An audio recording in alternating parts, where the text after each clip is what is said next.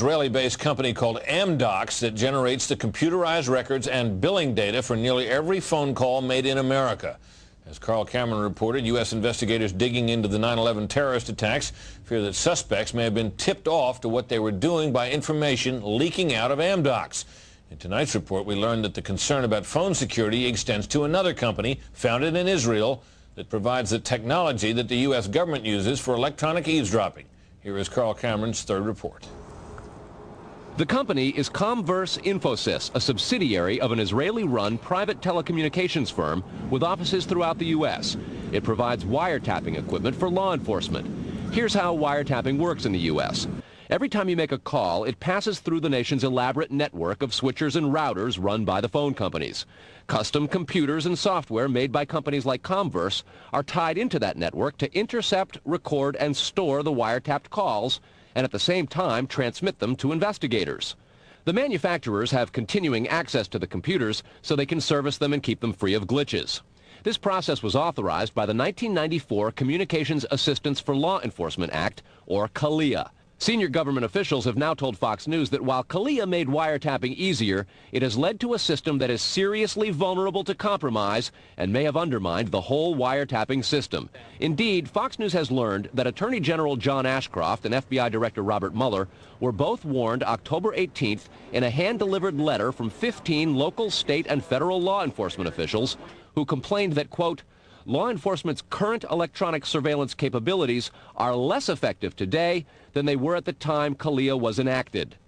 Comverse insists the equipment it installs is secure, but the complaint about this system is that the wiretap computer programs made by Comverse have in effect a back door through which wiretaps themselves can be intercepted by unauthorized parties. Adding to the suspicions is the fact that in Israel, Comverse works closely with the Israeli government and under special programs gets reimbursed for up to 50% of its research and development costs by the Israeli Ministry of Industry and Trade. But investigators within the DEA, INS, and FBI have all told Fox News that to pursue or even suggest Israeli spying through Comverse is considered career suicide. And sources say that while various FBI inquiries into Comverse have been conducted over the years, they've been halted before the actual equipment has ever been thoroughly tested for leaks. A 1999 FCC document indicates several government agencies expressed deep concerns that too many unauthorized, non-law enforcement personnel can access the wiretap system. And the FBI's own nondescript office in Chantilly, Virginia, that actually oversees the CALEA wiretapping program, is among the most agitated about the threat. But there is a bitter turf war internally at FBI. It is the FBI's office in Quantico, Virginia, that has jurisdiction over awarding contracts and buying intercept equipment. And for years, they've thrown much of the business to Comverse. A handful of former U.S. law enforcement officials involved in awarding Comverse government contracts over the years now work for the company.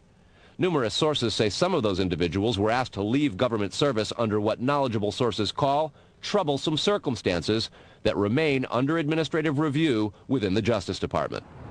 And what troubles investigators most, particularly in New York in the counterterrorism investigation of the World Trade Center attack, is that on a number of cases, suspects that they had sought to wiretap and surveil immediately changed their telecommunications processes. They started acting much differently as soon as those supposedly secret wiretaps went into place.